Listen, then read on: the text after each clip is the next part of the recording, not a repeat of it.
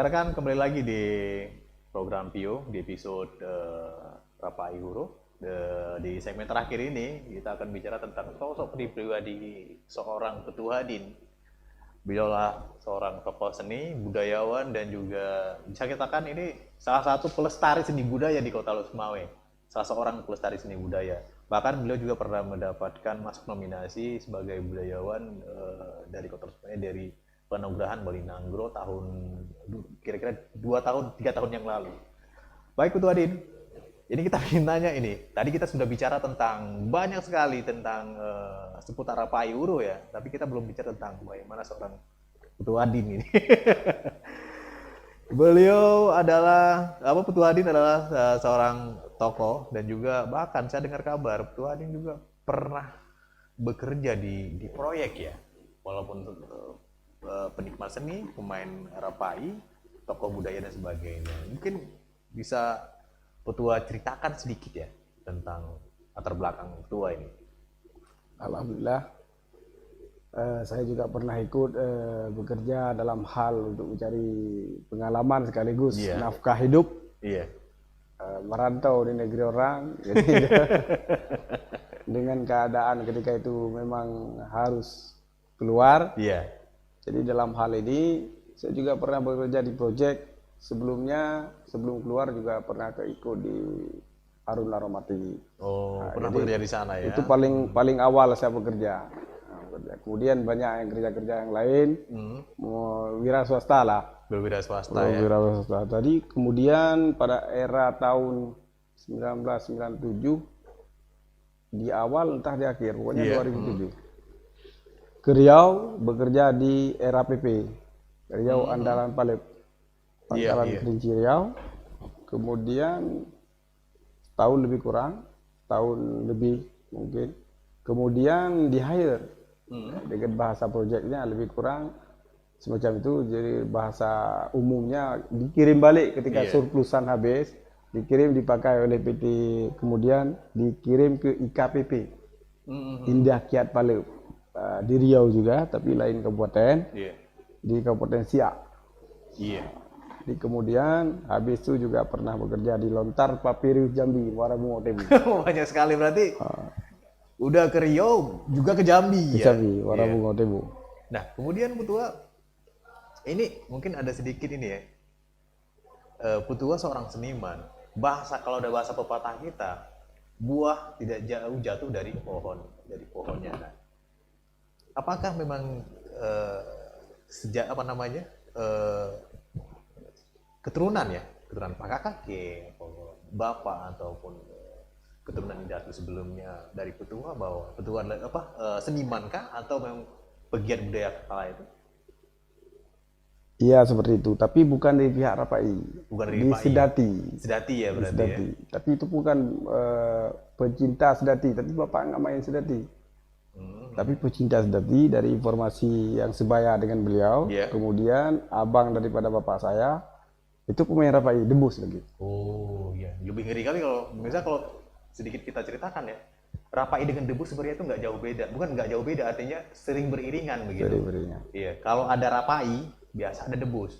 Nah, kalau di Aceh disebut bahkan itu semua ini kalau nggak salah saya itu Dabo. Ya seperti debus pada idealnya seperti ada yang ada di Sunda ataupun di daerah yang lain ada di Nusantara seperti itu. Baik Putua, sedikit ya kalau tadi kita bicara tentang Rapai, menurut Putua nih makna merdeka terhadap seniman ini. Kita Indonesia sudah merdeka, Aceh juga sudah damai. Nah, bagi seniman merdeka itu seperti apa kira-kira? Merdeka yang dimaksud dalam hal budaya Aceh, jadi mempunyai tempat yang layak pada posisinya, layak yang maksudnya dalam bahasa kaidah filosofi agama kalau disebutkan jangan menempatkan suatu tempat yang bukan tempatnya. Jadi yang dimaksudkan apa? Menempatkan suatu tempat pada tempatnya. Jadi ada berkesenian. Jadi filosofi orang Aceh hari ini kan seperti bahasa karena nggak ada tempat. Jadi hari ini di Aceh orang main gitar di pinggir jalan, di samping masjid. Jadi maunya pemerintah membuat suatu tempat. Jadi alhamdulillah untuk kita Losoe sudah dibuat oleh pemerintah kota, suatu tempat yaitu badan berkesenian yang dibuat di Benggedung supaya terhimpun semua seni yang ada di suatu tempat. Itulah yang dimaksudkan kita. Jadi dalam hal itu kemudian yang belum terrealisasi, mudah-mudahan pendidikan dan kebudayaan Kota Losoe, khususnya di Losoe, umumnya Aceh, untuk membuat program supaya jangan hilang. Jadi saya berbicara bukan Rapai cuma, tapi ini khusus season Rapai. Jadi yang maksud kita melestarikan semua seni Aceh. Tapi kemudian karena sesi yang diundang hari ini adalah sesi berbicara dalam hal Rapai Huruf, jadi ini yang utama pada hari ini. Jadi bisa dimasukkan untuk bisa jangan hilang budaya Aceh, pemerintah Aceh dan pemerintah Losoe, bagi yang pihak berwenang maupun MPD harus memikirkan kiban cara dalam bahasa Aceh nyobek mati. Jangan sampai hilang. Jangan sampai hilang. Jangan punah dan sebagainya. Nah, kemudian kalau seperti yang Anda katakan tadi, Ketua, bahwa ini harus dimasukkan menjadi salah satu dari pendidikan kita. Nah, andai kata nanti satu saat itu berjalan, sebenarnya siapa yang harus terlibat di dalam itu?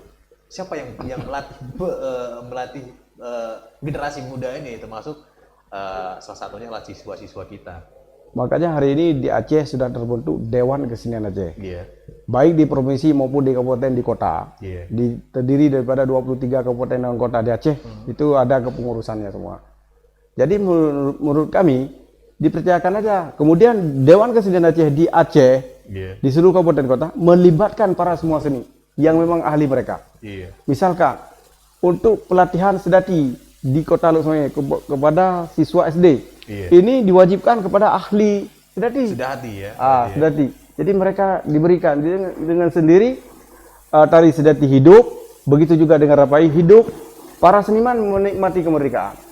Paling kurang mempunyai sedikit honor daripada pemerintah memberikan menjadi dewan guru dalam satu hari mungkin bisa menghidupi dapur mereka. Ini rasa kemerdekaan mereka. Baik rekan Pio semua, terima kasih telah menyaksikan episode kali ini tentang Rapai dan Rapai Huruf dan alat musik tradisi yang semakin berkembang di Kota Losoe. Dan ke depan kita akan kembali dengan segmen yang lebih heboh, segmen yang tak kalah hebatnya dari yang sudah kita saksikan hari ini, dengan sumber-sumber yang juga tak kalah hebat. Dengan demikian saya undur diri dari Pio. Assalamualaikum warahmatullahi wabarakatuh.